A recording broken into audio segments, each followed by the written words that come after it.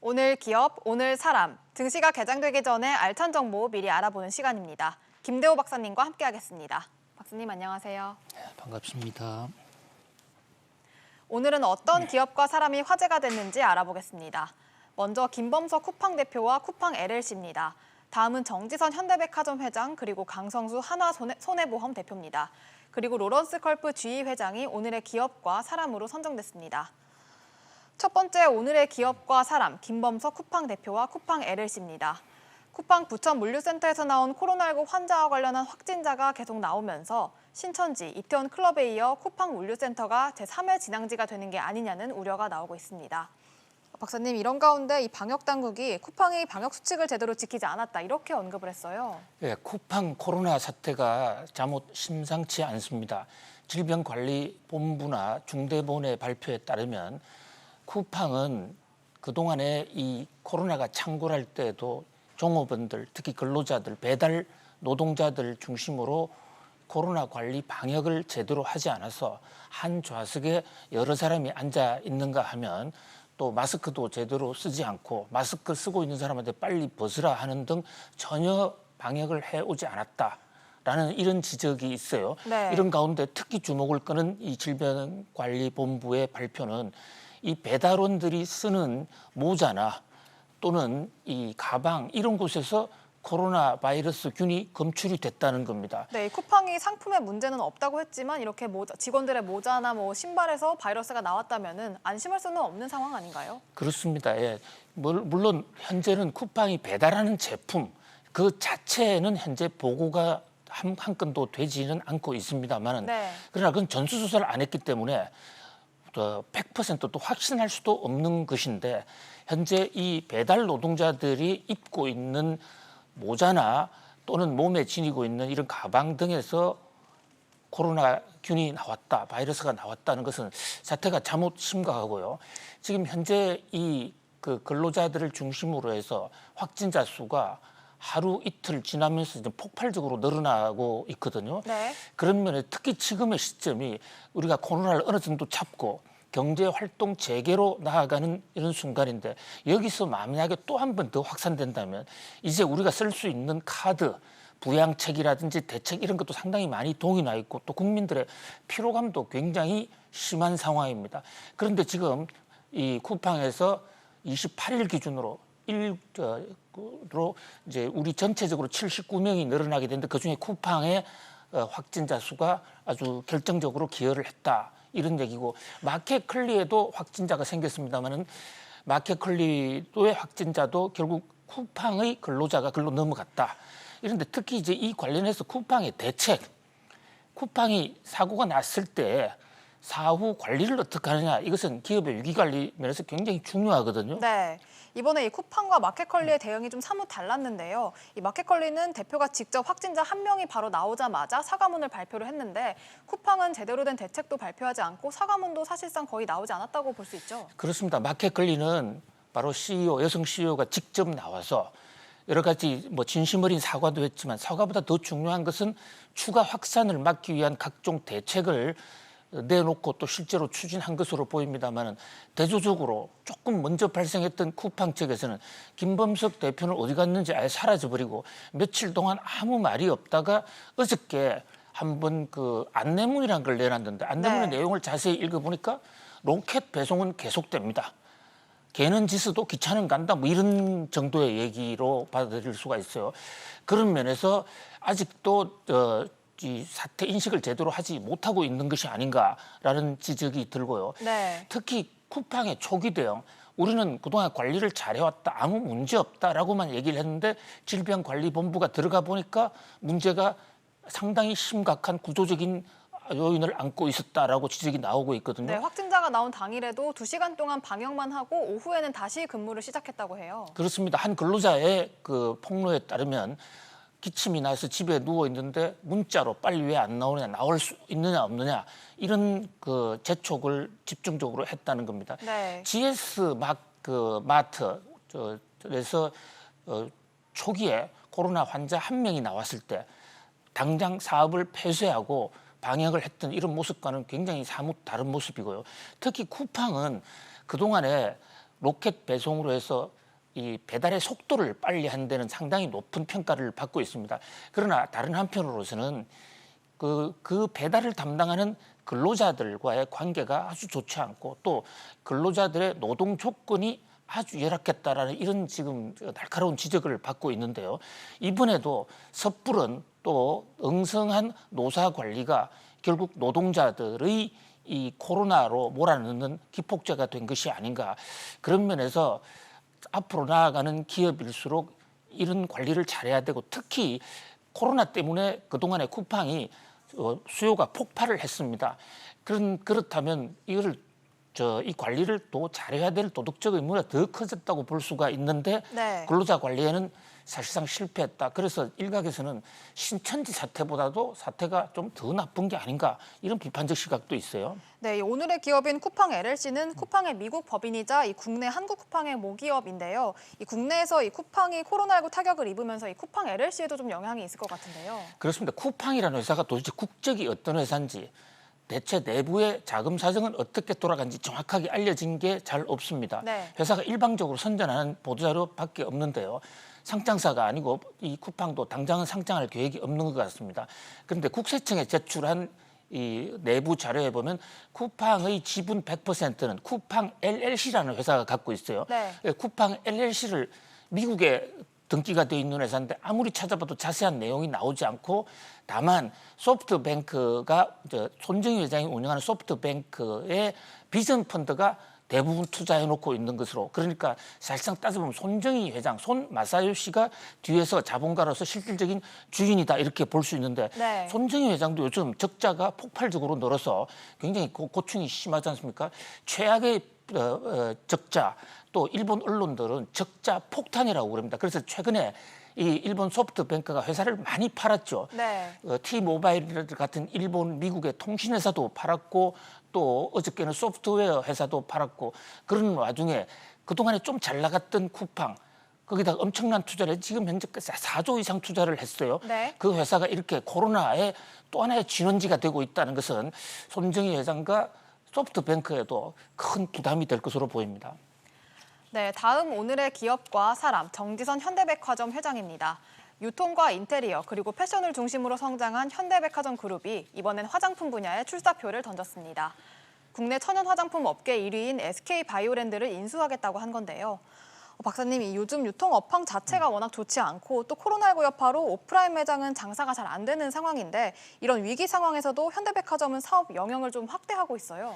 예, 오히려 위기이기 때문에 정지선 회장이나 정교선 부회장으로서는 어떤 새로운 돌파구가 필요했을 것으로 보입니다. 네. 특히 이 백화점 사업은 미국이나 일본의 사례로 봤을 때 완전 사양 산업으로 지금 미국에서는 도산해서 문을 닫는 백화점들이 속출하고 있습니다. 네. 그런 상황에서 정지선 회장과 동생 정교선 부회장은 앞으로 이 미래 먹거리에 현대백화점 그룹을 어떻게 살릴 것인가라는 그런 장기 전략을 매우 고심해 왔는데 최근에 식품회사도 인수를 했죠. 네. 또 면세점도 인수를 했죠.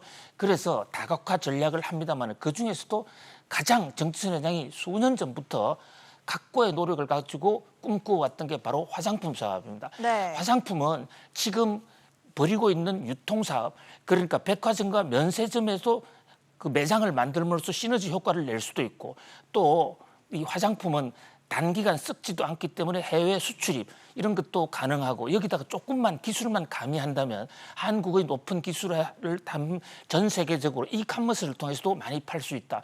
그래서 어떤 면에서 보면 정지선 회장이 새로운 운명을 이 화장품에 걸고 있다고 할 수가 있어요. 네. 그래서 지금 이미 여러 회사도 이미 화장품 회사 관련 회사를 샀죠. 네, 앞서 지난 11일에 이 화장품 전문 기업인 클린젠의 지분도 사들였다는 소식이 전해졌는데요. 이 현대백화점이 이런 식으로 공격적인 인수 합병을 통해서 좀 성장세를 키우고 있죠.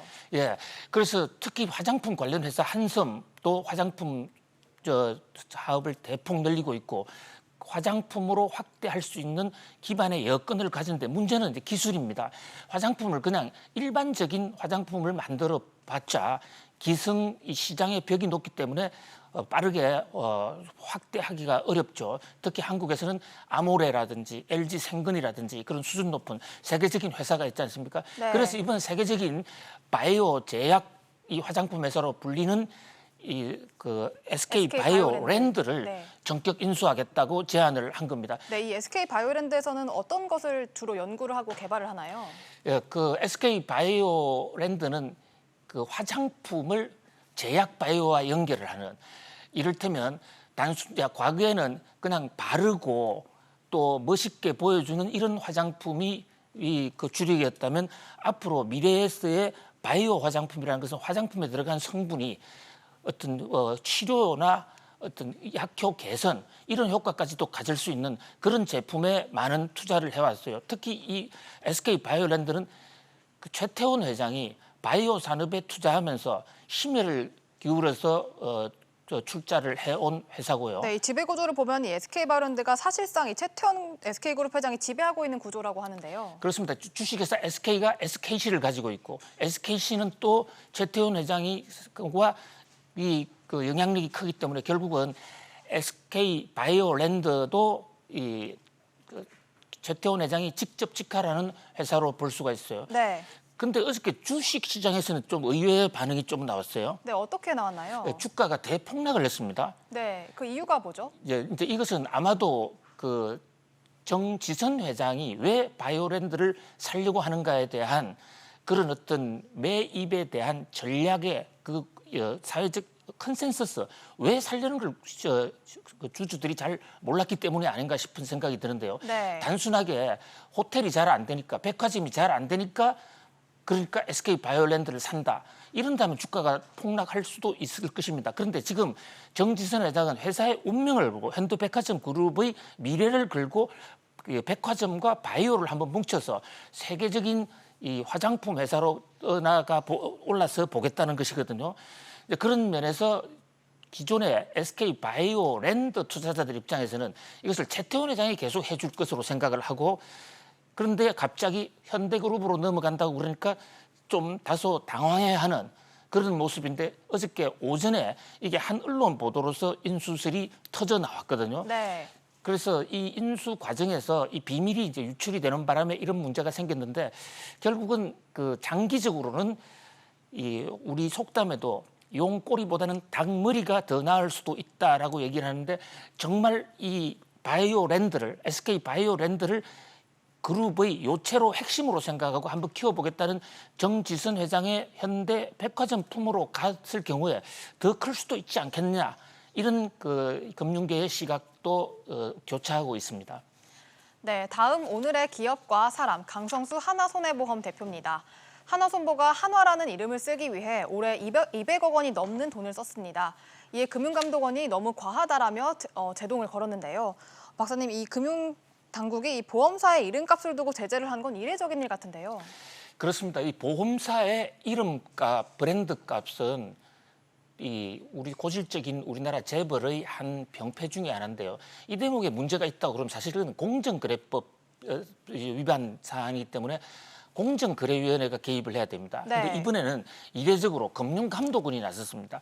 금융감독원이 나선 것은 이런 식으로 가만히 두다가는 한화생보가 디폴트, 도산할지도 모르겠다라는 그런 경영상의 문제점을 지적한 건데요. 지금 그래픽에 보시는 대로 빨간색으로 내려온 게 지금 한국화약의 그 실적이고요. 그리고 가운데로 지나가는 저 주황색 선은 저것이 한화 손해보험이 지주회사인 주식회사 한화에 납부하는 이름 사용값입니다. 그러니까 한화라는 이름을 사용하는 값으로 221억을 냈는데, 네. 그러면서 보시다시피 해마다 지금 올라가고 있죠. 회사 수신은 영업이익은 급전직과 떨어져서 어느덧 마이너스가 됐는데 이름값이라고 해서 돈을 더 걷어간다. 이렇게 되면 장차 하나 손해보험이 망할 수도 있다.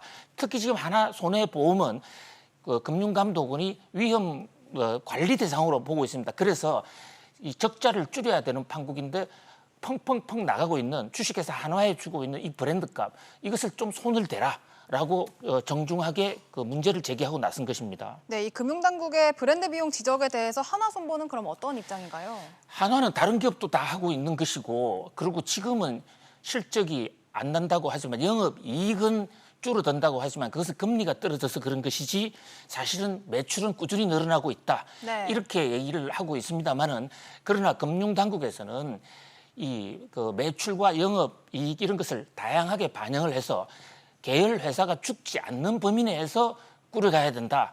그래서 지주회사인 한화가 계열사를 살리기 위한 좀 더 노력이 있어야 되겠다고 주장을 하고 있습니다. 특히 한화손보는 원래 저 회사가 대한생명이었지 않습니까? 네. 여의도의 63빌딩.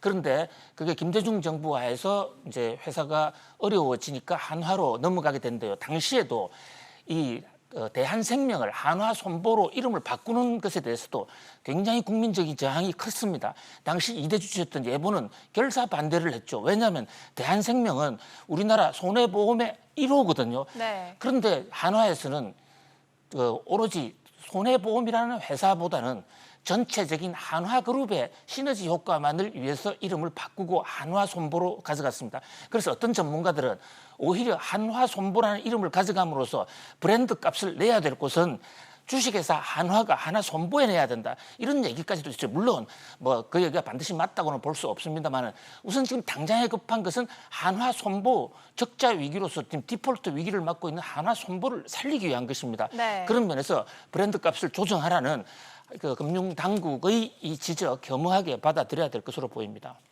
네, 마지막 오늘의 기업과 사람, 로런스컬프 GE 회장입니다. 발명왕 에디슨 시절부터 100년 넘게 전구 제조업을 운영하던 제너럴 일렉트릭 GE가 전구 사업을 결국 접기로 했습니다. 스마트홈 회사인 사번트 시스템스의 전구 사업을 매각하기로 했는데요. 박사님, 이 GE가 핵심 사업이자 정체성이라고 할 수 있는 이 전구 사업을 매각하려는 이유가 뭔가요? 그리고 제너럴 일렉트릭 하면 전기지 않습니까? 네. 그 전기를 인류에서 최초로 개발해서 상업화시켰다는 에디슨. 그 에디슨이 만든 회사고요. 그 제너럴 일렉트릭의 에디슨이 없다 그러면 뭐 지구에 물이 없다라는 거하고도 비견할 수 있다 이런 얘기가 있을 정도로 전구와 에디슨이 제너럴 일렉트릭 차지하는 기여가 굉장히 큽니다. 네. 1892년 토마스 에디슨이 창업을 해서 이 건대 산업을 전기로 일으켰다고 볼 때 제너럴 일렉트릭이 그 중심에 있는데요. 이번에 드디어 그 전구 사업을 팔기에 이르렀어요. 팔 수밖에 없는 것은 저쪽에서 그 영업 수지가 별로 안 나오기 때문입니다. 그래서 네. 중소기업에 넘기고 지금 좀 잘 되고 있는 쪽, 이를테면 이 그 항공기 터빈 엔진 또는 의료 기기 이런 쪽에 집중하기 위해서 결국은 회사의 오랜 보물, 전통이나 다름없는 에디슨과 전구를 버리기에 이른 것입니다. 네, 오늘의 사람이자 이 현재 GE 회장인 이 로런스 컬프가 방금 말씀해주신 뭐 항공과 뭐 헬스케어, 발전 그리고 재생에너지 이렇게 4가지 주력 사업을 제외하고 나머지를 정리하면서 이 전구 사업도 매각했다 이렇게 볼 수 있는데 이 GE가 그동안 사업을 너무 확장을 해서 좀 오히려 그 이익에 영향을 줬다 이런 얘기가 있죠. 그렇습니다. 로런스 컬프 지금 현재 제너럴 일렉트릭의 CEO인데요. 저분을 좀 주목해야 될 필요가 있어요. 네. 저 다나허라는 분이 의료기기 회사 출신입니다. 그런데 저분은 제너럴 일렉트릭 출신이 아니에요. 제너럴 일렉트릭은 굉장히 순혈주의가 심합니다. 우리가 잘 아는 잭 웰치라든지 많은 사람들은 제너럴 일렉트릭 출신이었고 제너럴 일렉트릭 출신인 것만으로도 굉장히 프라이드를 느끼고 있어요. 네. 그러다 보니까 제너럴 일렉트릭이 하는 것은 무조건 옳다. 그래서 오히려 이게 경영이 되지 않는 것이 아닌가. 그래서 주주들이 회장을 CEO를 제너럴 일렉트릭이 아닌 컬프라는 사람을 데리고 와서 밖에서 한번 봐라. 그랬더만 쓸데없는 사업을 너무 많이 하더라. 그래서 똘똘한 4명만 하겠다. 지금 이런 거거든요. 제너럴 일렉트릭은 이 그 뉴욕 증시에 다우 지수 거기에 처음부터 들어가서 130년 동안 꾸준히 있었던 회사입니다. 네. 근데 그럼에도 불구하고 최근에 다우 지수에서도 빠졌거든요. 어떤 그 세상은 변하는데 거기에 따른 뭐 새로운 미래 먹거리를 내지 못해서 계속 줄어왔어요. 그래서 이제 컬프에 한번 칼을 대봐라. 그래서 이 미국의 자존심이자 뭐 세계 경제의 자존심이라 볼 수 있는 이 제너럴 일렉트릭을 한번 살려봐라. 컬프가 지금 대대적인 매스 정책을 쓰고 있는데 네. 전기까지도 내버리는 그런 지금 모습입니다. 네, GE는 또 우리나라의 최초로 이 경복궁에 전구를 설치한 기업으로도 좀 유명하죠. 그렇습니다. 우리나라가 아시아에서는 전기를 가장 먼저 밝힌 나라입니다. 중국보다도 일본보다도 먼저 우리가 서울에 불이 들어왔어요. 고종 때 명성황후가 산업화를 한번 해보자 해서 에디슨하고 연락을 해서 에디슨은 또 한국에 금을 캔다. 이게 서로 맞아떨어서 경복궁 건천궁에다가 전기를 이었거든요. 그런데 우리가 그런 산업화의 정신을 이어갔다면 우리가 아마 세계에서 아주 앞서가는 식민의 아픔도 없었을 텐데 그러한 산업화의 흠집이 중간에 끊겼죠. 아무튼 제너럴 일렉트릭을 보게 되면 그런 안타까운 한국의 역사도 보게 되는데 제너럴 일렉트릭이 이 컬프를 중심으로 다시 한번 홀홀 부활해 보기를 바래 봅니다. 네, 지금까지 오늘의 기업과 사람 알아봤습니다. 다음 주에도 알찬 정보로 돌아오겠습니다. 박사님 감사합니다. 고맙습니다.